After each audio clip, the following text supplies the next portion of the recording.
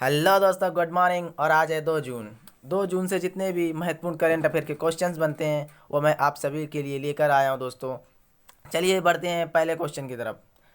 प्रतिवर्ष विश्व दुग्ध दिवस वर्ल्ड मिल्क डे कब मनाया जाता है? तो ये मनाया जाता है 1 जून को। 1 जून को मनाया जाता है। इसकी थीम पढ़ लेते हैं हम लोग। इसकी थीम है the 20th anniversary of world milk day. तो इसकी जानकारी और थोड़ी पढ़ लेते हैं। इसकी जानकारी, ये क्यों मनाया जाता है, दुग्ध स्वास्थ्य के लिए कितना फ़ायदेमंद है, इसी से लोगों को परिचित कराने के लिए यह मनाया जाता है। और ये कौन सी अथॉरिटी काम करती है, कौन सा ऑर्गेनाइजेशन काम करता है? ये फूड एंड एग्रीकल्चर ऑर्गेनाइजेशन के तहत काम होता है। तो इसका मुख्यालय जान लेते हैं। फूड एंड एग्रीकल्चर ऑर्गेनाइजेशन का मुख्यालय रोम में है और इसके जो हेड हैं वो कू डोंग यू हैं। और दोस्तों एक और बता देता हूँ इन्फॉर्मेशन आपको, 1 जून को ग्लोबल डे ऑफ पेरेंट्स भी मनाया जाता है दोस्तों।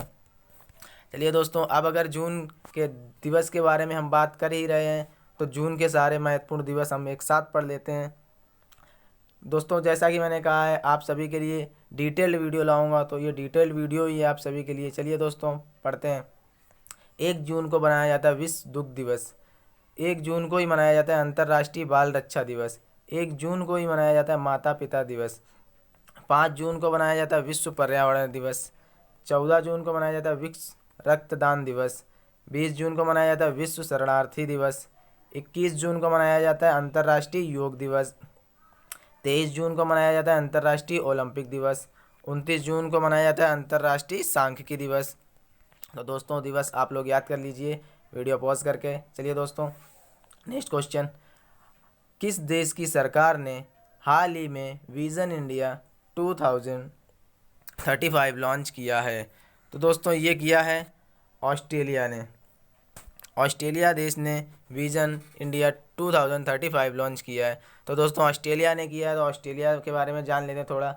ऑस्ट्रेलिया की राजधानी कैनबरा है दोस्तों। और यहाँ के सम्राट जो हैं एलिजाबेथ द्वितीय हैं। यहाँ के प्रधानमंत्री जो हैं स्कॉट मॉरिसन है। और संसद फेडरल पार्लियामेंट। यहाँ की मुद्रा डॉलर है और इसी को कैपिटल ऑफ गेम्स भी कहा जाता है दोस्तों। चलिए नेक्स्ट क्वेश्चन की तरफ बढ़ते हैं। हाल ही में किस बैंक ने डिश टीवी में 24.19% की हिस्सेदारी खरीदी है? तो ये खरीदी है दोस्तों यस बैंक ने। तो यस बैंक ने खरीदी है। तो यस बैंक के बारे में जान लेते हैं। यस बैंक की स्थापना हुई थी 2004 में। इसका मुख्यालय मुंबई में है। इसके जो संस्थापक हैं राणा कपूर और अशोक कपूर हैं। और इसके जो सीईओ हैं वो प्रशांत कुमार हैं दोस्तों। ऐसे ही डेली करंट अफेयर चैनल और क्वेश्चन के लिए हमारे चैनल को सब्सक्राइब कर लें दोस्तों। आपको डिटेल्ड वीडियो मिलेगी और मैं अलग अलग टॉपिक्स भी बनाता हूँ। अलग अलग टॉपिक्स पे क्वेश्चंस भी लाता हूँ इम्पोर्टेंट्स, जो एग्ज़ाम की दृष्टि से बहुत ही महत्वपूर्ण हो सकते हैं दोस्तों। अभी मैं 1000 साइंस के मोस्ट इम्पोर्टेंट साइंस के क्वेश्चंस की सीरीज़ लाने वाला हूँ दोस्तों। और आपको डिटेल्ड मिलेंगे वो क्वेश्चंस दोस्तों। चलिए दोस्तों बढ़ते हैं नेक्स्ट क्वेश्चन की तरफ। यूएस प्रेसिडेंट ने G7 में भारत सहित किन देशों को शामिल करने के लिए इसकी समिट टाल दी है? तो दोस्तों ये उपरोक्त सभी साउथ कोरिया, रूस, ऑस्ट्रेलिया और ये चौथा अपना भारत को शामिल करने के लिए इसकी समिट टाल दी है। तो G7 क्या है?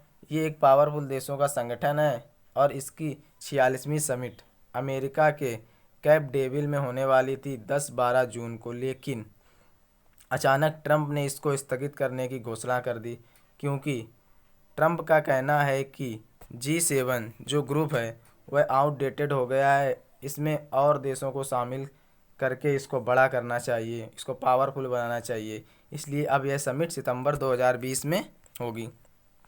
चलिए दोस्तों अब बढ़ते हैं नेक्स्ट क्वेश्चन की तरफ। किस देश ने भारत के काला पानी, लिम्पियादुरा और लिपुलेख को अपने मैप में शामिल करने के संविधान संशोधन विधेयक संसद में पेश किया है? तो ये किया है दोस्तों नेपाल ने। तो दोस्तों नेपाल सरकार सीमा विवाद पर भारत सरकार से बातचीत करने को तैयार नहीं है। नेपाल सरकार ने 18 मई को एक नया नक्शा जारी किया था, लेकिन इसको संवैधानिक मान्यता की ज़रूरत थी। तो 31 मई को संसद में अब यह बिल पेश हो गया है दोस्तों। नेपाल का नाम आया है तो नेपाल के बारे में जान लेते हैं। नेपाल की राजधानी काठमांडू है। यहाँ के प्रधानमंत्री हैं KP शर्मा ओली हैं और राष्ट्रपति हैं विंध्या देवी भंडारी। दोस्तों नेक्स्ट क्वेश्चन 6 नंबर बढ़ते हैं।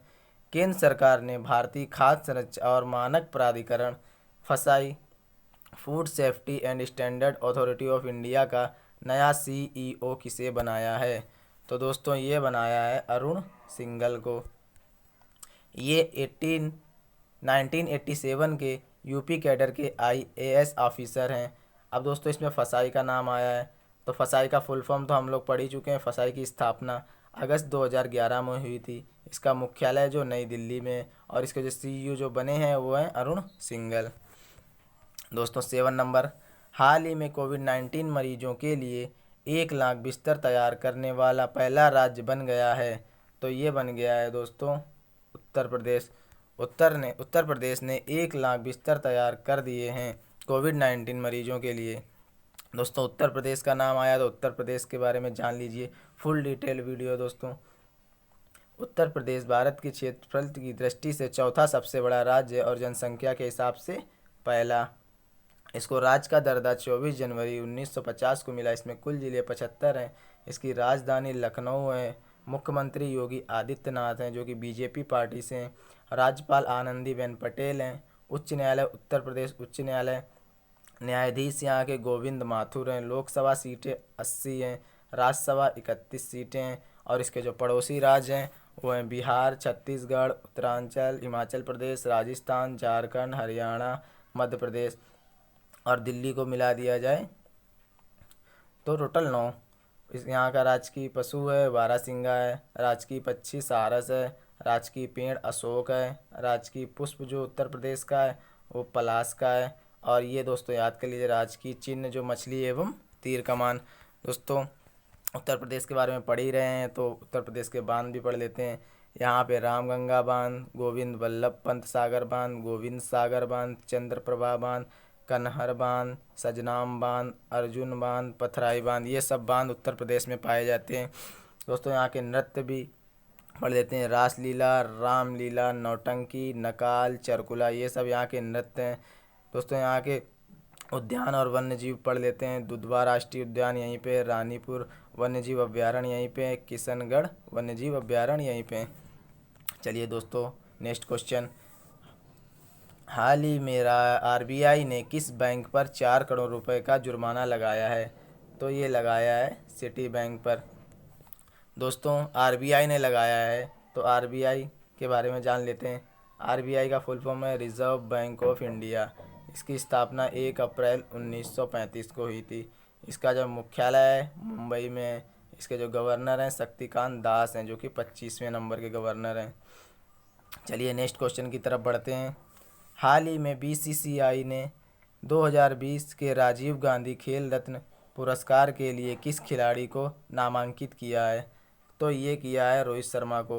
रोहित शर्मा को BCCI ने 2020 के राजीव गांधी खेल रत्न पुरस्कार के लिए नामांकित किया है।